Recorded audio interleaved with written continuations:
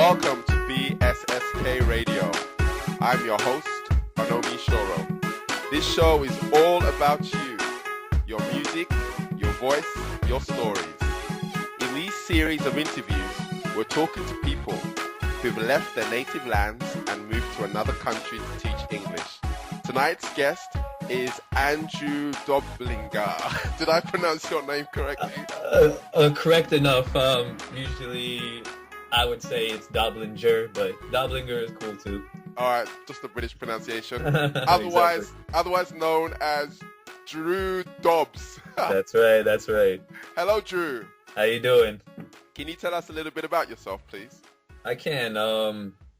I am a Florida native, Miami, Florida, and I guess I grew up there. However, I was born in Columbus, Ohio, and I lived there for 5 years. And I relocated to Germany before I moved to Miami, actually, and so I've kind of lived in a few different places, or grew up in a few different places. But I would call mostly South Florida my home. Excellent. Okay, so let's go into the interview. All right, let's do this. All right, so why did you decide to leave the States? You said you mainly lived in Florida. Yeah. Why did you decide to make the journey all the way over here to South Korea? Well, yeah. All right. This is not complicated, but I guess I was getting kind of tired. Like I graduated from university, and I was getting kind of tired of the monotonous, kind of mundane lifestyle that I had. Like not to say that like Miami is mundane or anything, but it's just it was monotonous. It was like the same thing every weekend. You might go to a club or a party, like almost every other weekend or even every weekend. So, okay. And I don't know that it just seemed like I was living in like a bubble, and I hadn't gotten out to really experience some things. And when I heard about the opportunity to teach overseas, I kind of like just jumped on it. Even though my background wasn't really teaching, I still, it was something that I would have enjoyed, I feel. Okay. Awesome. So how did you even hear about teaching in Korea? Well, I had a few coworkers. I used to work at my university as well, like when I was attending, and one of my coworkers, she told me about her time in Japan. So I was like, I was really like intrigued by that whole thing. And then another coworker was telling me she had a son in South Korea. So I kind of, did my research on both, like Japan and Korea, and actually applied to both. But the Japanese program that I applied for was very long and hard, and I made it to the final interview, and I kind of just bombed it. Okay. So I looked at like Korea had a lot more options too, and as far as like standard of living and cost of living, it seemed kind of more adequate towards the lifestyle that I was hoping for. So sweet, excellent. Yeah. So since you made the leap to actually Korea, instead of going to Japan, how easy have you found life here for you? Well, being that I grew up in a very like multicultural environment back in Florida, I felt like adjusting to a new culture wouldn't be a problem for me, and it wasn't really per se. However, I think like I could speak for myself and on behalf of most foreigners that come here. There are a lot of things in Korea that are done differently, and such as like walking in the subway and somebody gives you a little shoulder bump. It could be a hard shoulder bump or a soft one. Like a lot of foreigners would normally be like, yo, like what, what's going on, like kind of reacting towards it, whereas like a lot of Koreans would just brush past it. You know, like that was a big thing for me, at least when I first got here, because you know a lot of people back home, you know, you bump into their shoulder kind of hard, and there might be a fight. You know what I mean? So Yeah. I hear it's kind of just accepted and people move on. You know, so like I mean that's a very small, you know, cultural difference example. I've spoken to a few people who've had exactly the same issues Yeah, in yeah. regards to personal space and Koreans bumping into you and not saying anything, not even apologizing for it, and just carrying on.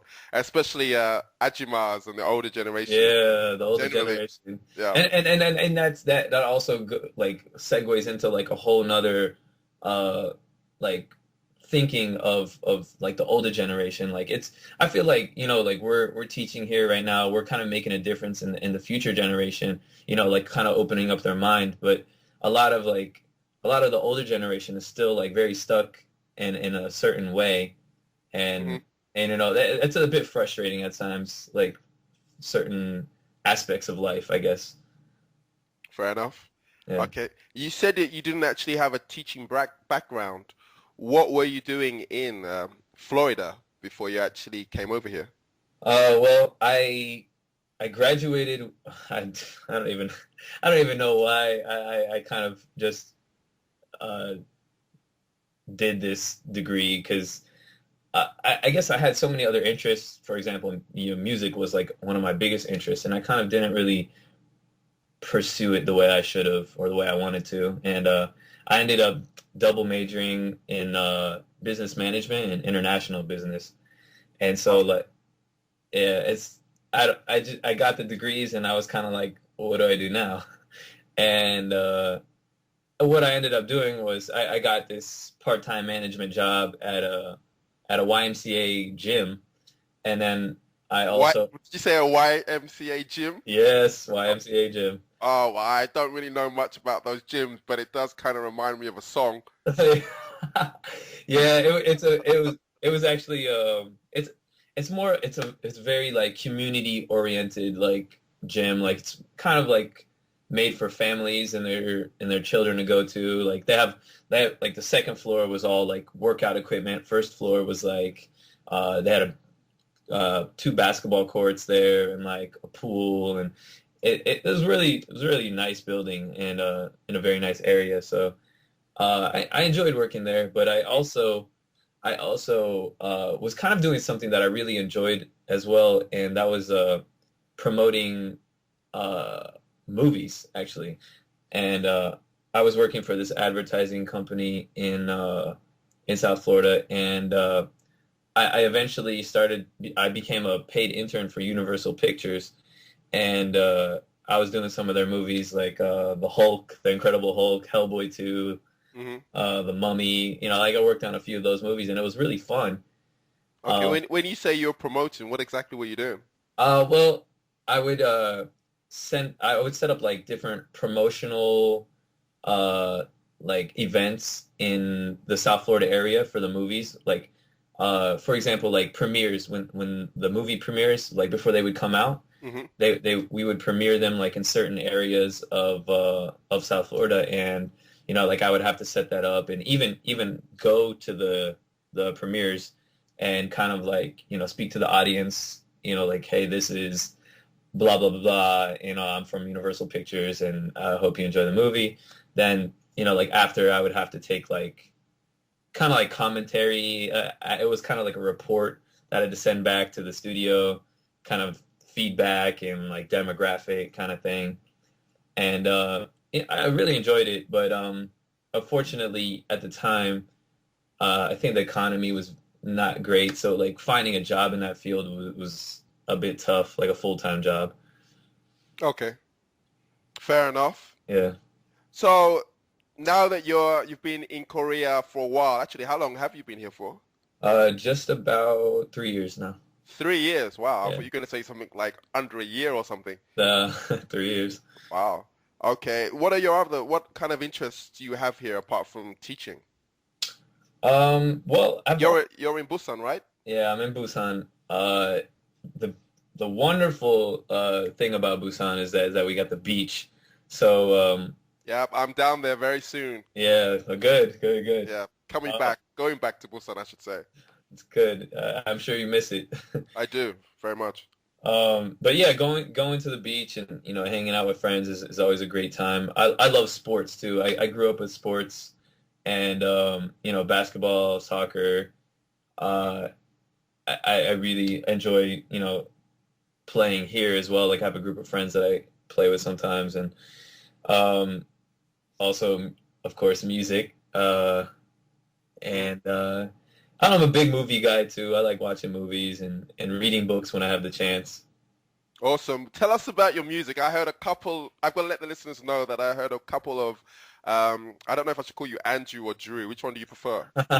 You can say Drew. My friends call me Drew, so you my friend, okay. Right? Excellent. So I heard a couple of Drew's tracks today, and initially I thought, okay, fair enough. He's kind of making music.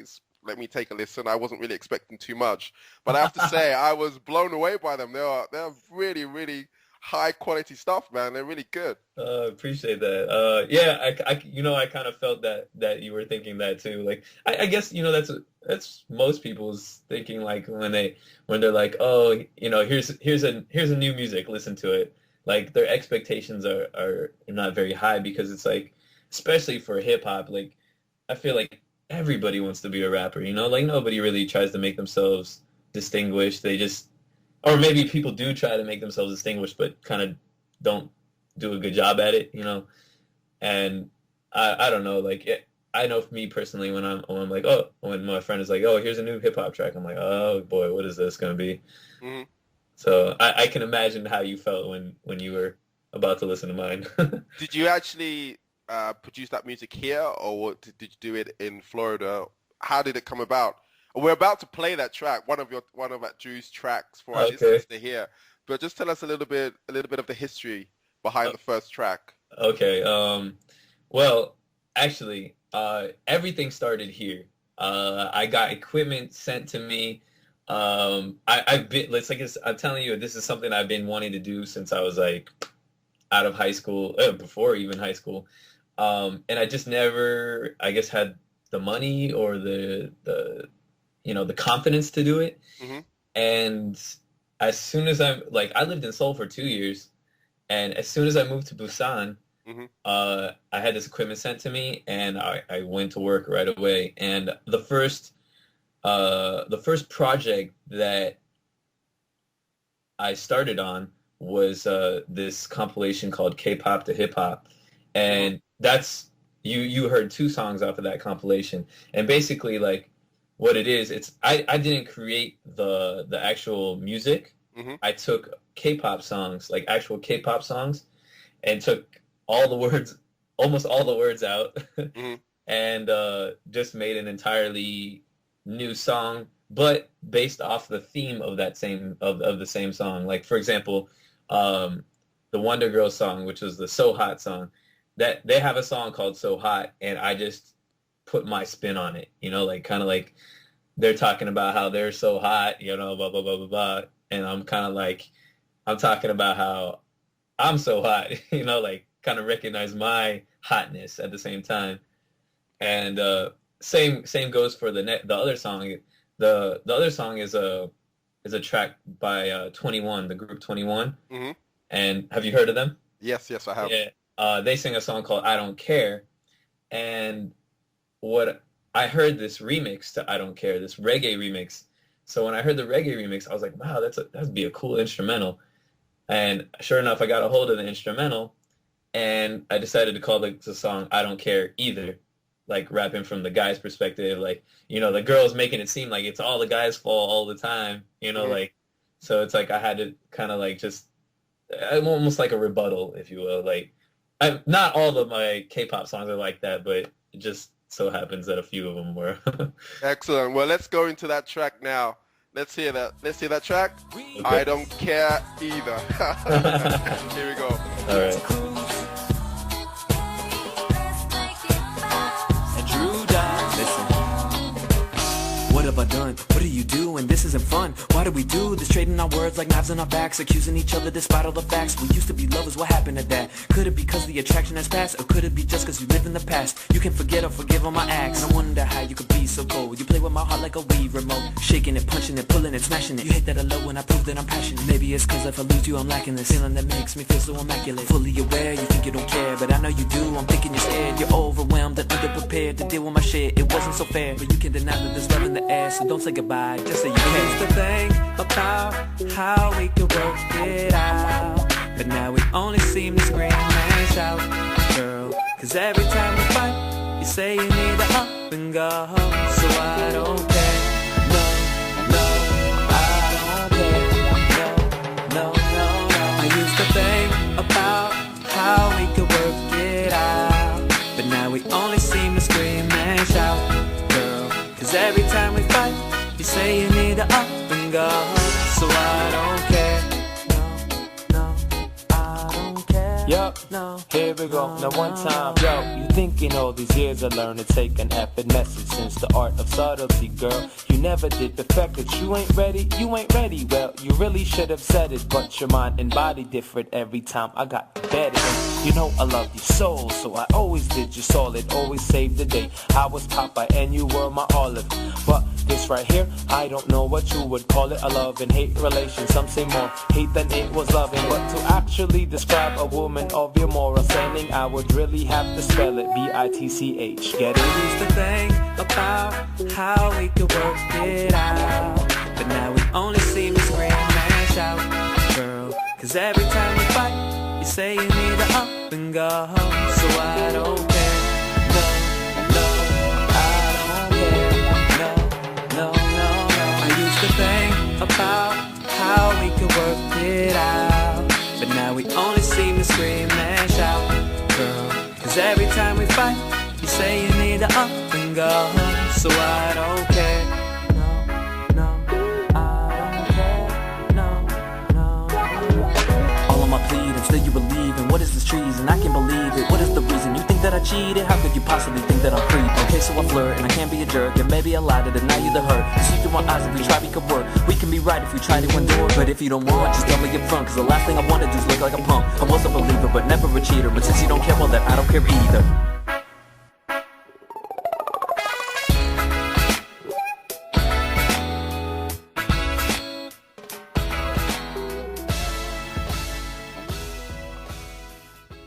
Okay, so we're back. Awesome track. All right, so how do you find the music scene in Korea generally?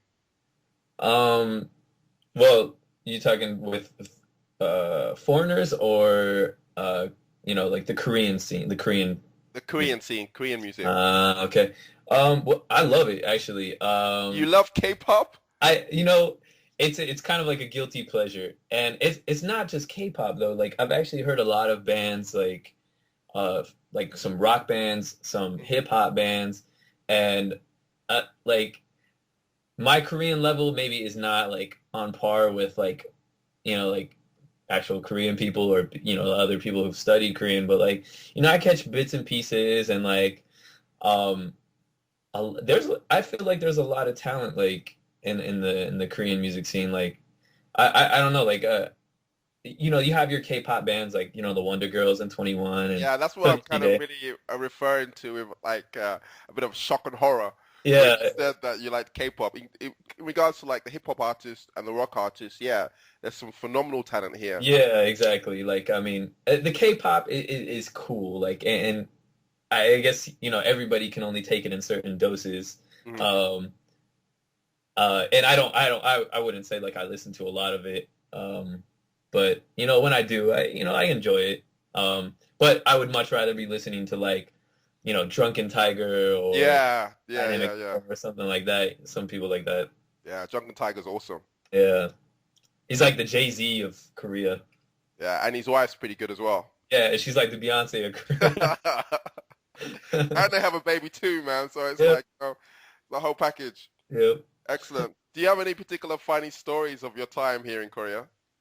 Oh man, you know what? I think every time me and me and my boys get together, like there's always something funny that happens. And I guess one of the more recent uh, funny happenings was when a few of them came down to Busan, Hmm. and we're all hanging by the beach, and um, they we're kind of bored. We just ate, and it's at night. It's maybe like around 8 or 9 o'clock, and it's not quite time to go to the club, but it's not time to like go to sleep or anything. So we're kind of bored at this point, Hmm. and they decided to play this game called Hair Smell Game, and what it is basically is uh I'm intrigued now. the one person goes up behind a random stranger and gets as close as they can to smell their hair and then walks away without being like noticed. And Carry on. oh man, I'm waiting for the punchline. you can only imagine how like one it's like some of these hair smelling actions ended. Um, they just what I guess one friend got a little too close and Too close to who? too close to a random stranger, and Random female stranger? no, Korean? it wasn't even it wasn't even a female, it was a male, and he played it off really well, but the guy just kept staring at it, like he got so close, and then like he felt the guy turning, and he kind of like took a big step to the left, like my friend, Uh-huh. and like just kind of stared off in the distance. But we're all watching it from the distance, and we're looking at this Korean guy stare at our friend, like Was what? it like a confusion or what? What kind of look It was was it? it was kind of a mix between like confusion and why is this black man smelling my hair? No, like I'm not sure if he knew exactly what he did, but it was pretty funny watching the man's expression. All right, fair enough. Yeah. Have you actually developed any strong friendships with Koreans here? Yeah, I have.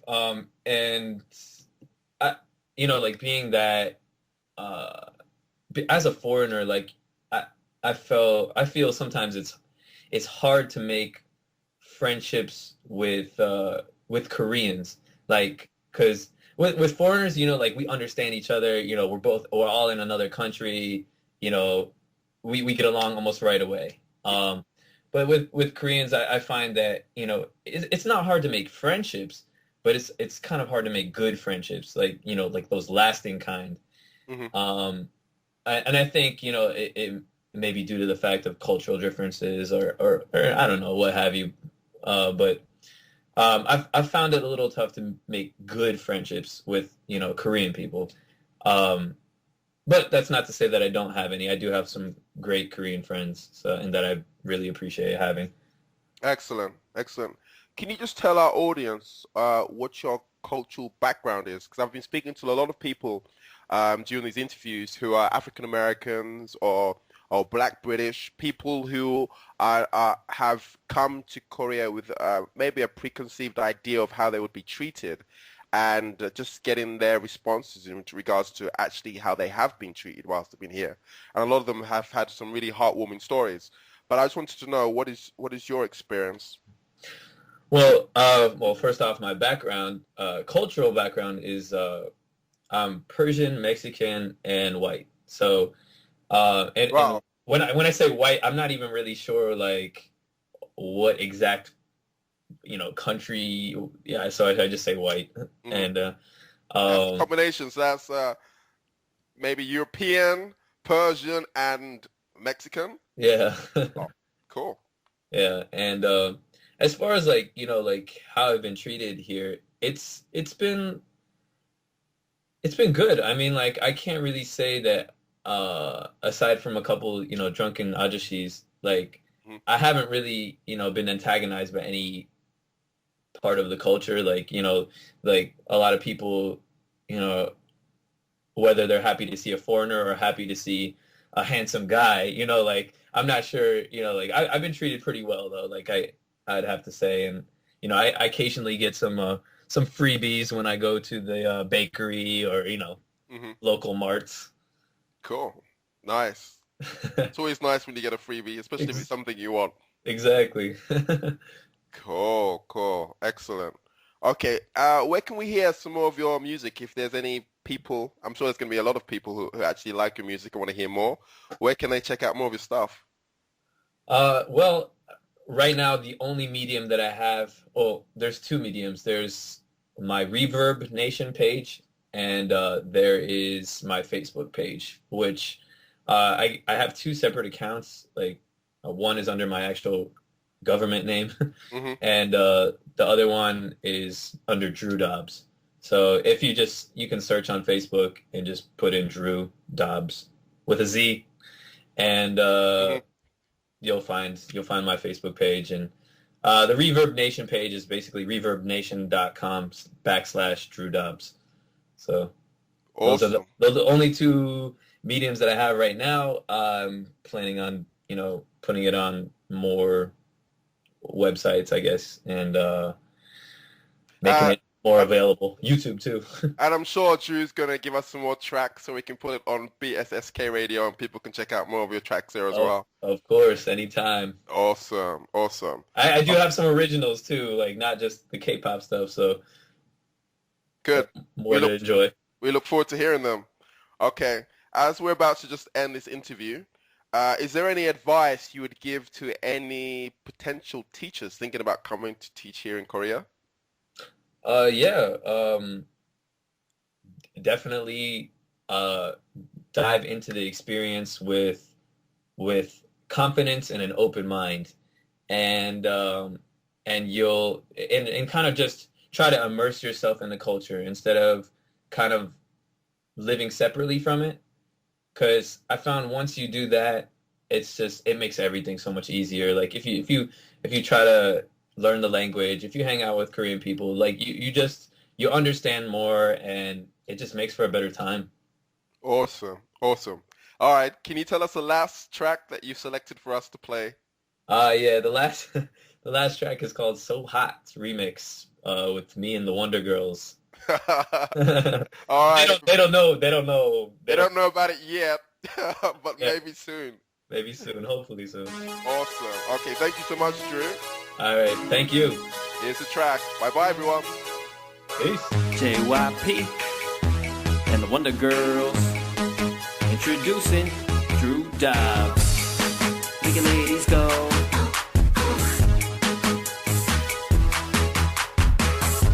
Make your ladies go.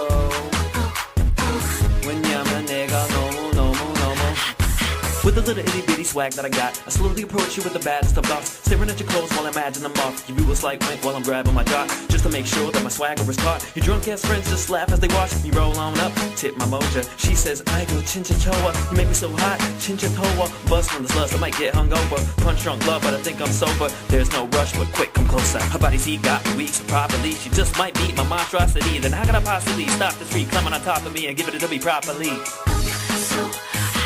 You got me burning up. I'm so fine. Oh yes, you sure are. I'm so cool. Don't stop now, turn it up. I'm so you're so hot.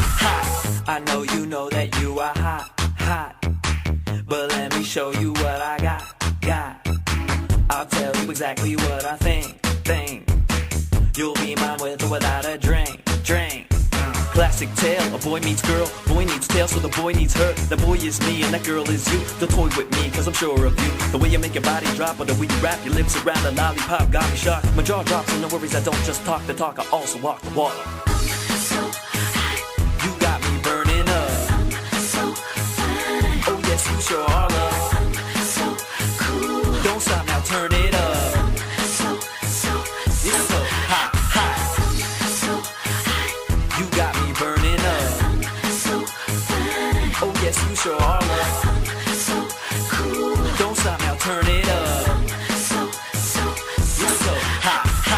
I know you know that you are hot. But let me show you what I got. Those other guys ain't your type. So you should be with me tonight. I'm sorry, I don't mean to be so corny, but seeing you move makes me so horny. All those other freaks, please, they bore me. They're just some reporters in need of a story. So let me take you this, never as a chick ever come equipped with tendencies to strip the devil from his grip and his energy and whip. Hell of a predicament, she works her instruments to instruments to get sucked in.